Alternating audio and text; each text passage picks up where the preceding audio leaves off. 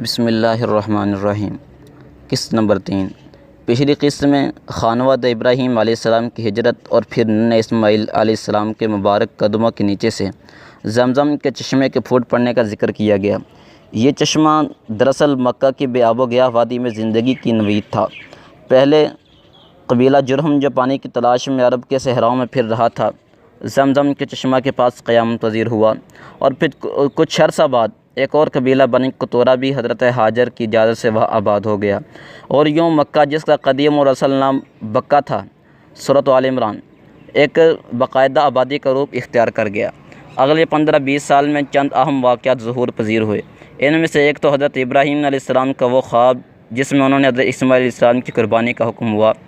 یقیناً یہ حضرت ابراہیم علیہ السلام اور حضرت اسماعیل علیہ السلام کی ایک عظیم آزمائش تھی۔ حضرت ابراہیم علیہ السلام کا حکم پا کر، اللہ کا حکم پا کر مکہ تشریف لائے اور اپنے بیٹے حضرت اسماعیل علیہ السلام سے اپنے خواب کا تذکرہ کیا۔ سعادت مند اور فرما بردار بیٹے جو اس وقت لڑکپن کی عمر میں تھے، یہ کہہ کر اپنی رضامندی ظاہر کر دی کہ اگر یہ اللہ کا حکم ہے تو پھر مجھے قبول ہے، آپ حکم ربی کو پورا کریں۔ اور پھر عین اس وقت جب کہ حضرت ابراہیم علیہ السلام حضرت اسماعیل علیہ السلام کی گردن پر چھری چلانے والے تھے، اللہ نے ان کو آزمائش میں کامیاب پا کر حضرت جبرائیل علیہ السلام کو ایک مینڈے سمیت زمین پر بھیجا، اور پھر حضرت اسماعیل علیہ السلام کی جگہ اس مینڈے کی قربانی کی گئی۔ اللہ کو حضرت ابراہیم علیہ السلام اور اسماعیل علیہ السلام کا یہ فعل اتنا پسند آیا کہ پھر تا قیامت اس قربانی کی یاد میں حج پر قربانی فرض کر دی، اور تب سے ہر سال یہ سنت ابراہیمی جاری ہے۔ اور عید الاضحیٰ کے دن لاکھوں مسلمان اللہ کی راہ میں جانور قربان کر کے اس عظیم قربانی کی یاد تازہ کرتے ہیں۔ حضرت اسماعیل علیہ السلام مکہ میں ہی فوت ہوئے، اور ایک روایت کے مطابق وہ اور ان کی والدہ حضرت ہاجر بیت اللہ کے ساتھ حجر حتیم میں مدفون ہیں، واللہ اعلم۔ دوسرا اہم واقعہ خانہ کعبہ کی اثر نو تعمیر تھی۔ خانہ کعبہ حضرت آدم علیہ السلام نے تعمیر کیا تھا، اور یہ زمین پر اللہ کا پہلا گھر تھا، مگر پھر وقت گزرنے کے ساتھ ساتھ خانہ کعبہ کی عمارت بھی سطح زمین سے معدوم ہو گئی، اور حضرت ابراہیم علیہ السلام کے زمانہ میں اس کا کوئی نشان تک ظاہر نہ تھا۔ لیکن پھر اللہ کے حکم پر حضرت جبرائیل علیہ السلام نے حضرت ابراہیم علیہ السلام کی خانہ کعبہ کی بنیاد کی طرف نشاندہی کی، اور اپنے بیٹے حضرت اسماعیل علیہ السلام کے ساتھ مل کر خانہ کعبہ کی پرانی بنیادوں پر تعمیر کی۔ اللہ کا یہ گھر ایسا سادہ تعمیر ہوا کہ اس کی نہ چھت تھی، نہ کوئی کواڑ، اور نہ ہی کوئی چوکھٹ یا دروازہ۔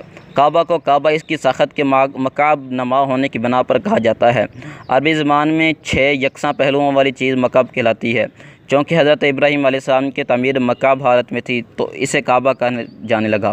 یاد رہے کہ موجودہ خانہ کعبہ 4 کونوں والا ہے، جسے قریش مکہ نے اس وقت تعمیر کیا جب ایک سیلاب میں خانہ کعبہ کی عمارت منہدم ہو گئی تھی۔ اس کا ذکر آگے آئے گا۔ تیسرا اہم واقعہ قبائل جرہم اور بنی قطورہ کا حضرت ابراہیم علیہ السلام کی تبلیغ پر دین حنیف یعنی دین ابراہیمی کو قبول کر لینا تھا۔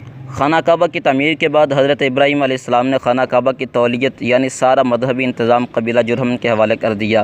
بعد ازاں اسی قبیلہ کے سردار کی بیٹی سے حضرت اسماعیل علیہ السلام کی شادی ہوئی۔ جب کچھ پشتوں بعد نسل اسماعیل علیہ السلام پھولی پھلی تو پھر خانہ کعبہ کا سارا انتظام خود آل اسماعیل نے سنبھال لیا۔ کچھ عرصہ گزرا تو ایک اور قبیلہ ایاد مکہ پر حملہ آور ہوا اور شہر پر زبردستی قبضہ کر لیا، اور اس دوران بنی اسماعیل کے بہت سے قبائل کو مکہ سے نکلنا بھی پڑا۔ تاہم بعد میں یمن سے آنے والے ایک اور قبیلہ بنو خزاعہ نے مکہ کو بنی ایاد سے آزاد کر لیا۔ حضرت اسماعیل علیہ السلام کی نسل سے قصی بن کلاب وہ نامور بزرگ گزرے ہیں جن کی شادی بنو خزاعہ کے رئیس کی بیٹی سے ہوئی تھی، جنہوں نے خانہ کعبہ کی تولیت واپس لینے کے لیے جدوجہد شروع کی، اور بالآخر بنو خزاعہ بہت مخالفت کے باوجود اس مقصد میں کامیاب ہوئے۔ انہوں نے خانہ کعبہ کی تولیت کا انتظام پھر سے ملنے پر قدیم عمارت گرا دی اور خانہ کعبہ کو نئے سرے سے تعمیر کرایا، اور پہلی بار کھجور کے پتوں کی چھت بھی ڈالی۔ در حقیقت قصی بن کلاب ہی وہ بزرگ تھے جنہوں نے مکہ کو ایک خانہ بدوش شانہ شہر سے بدل کر ایک منظم ریاست کی شکل دی۔ انہوں نے بجا طور پر مکہ کا مطلق العنان بادشاہ کہا جا سکتا ہے، جن کا ہر لفظ قانون کی حیثیت رکھتا تھا۔ تاہم انہوں نے دیگر قبائل کے سرکردہ افراد کو اپنی مشاورت میں شامل رکھا، جبکہ مکہ کا انتظام الاسلام چلانے کے لیے مختلف انتظامی امور کو چند شعبوں میں تقسیم کیا اور اپنی اولاد میں ان عہدوں کی تقسیم کی۔ یہ نظام بڑی کامیابی سے اگلے 150 سال سے زائد عرصہ تک چلا، اور پھر بعثت نبی صلی اللہ علیہ وسلم کے بعد جب مکہ فتح ہوا تو اسے اسلامی اصولوں اور بنیادوں پر تبدیل کر دیا گیا۔ جاری ہے۔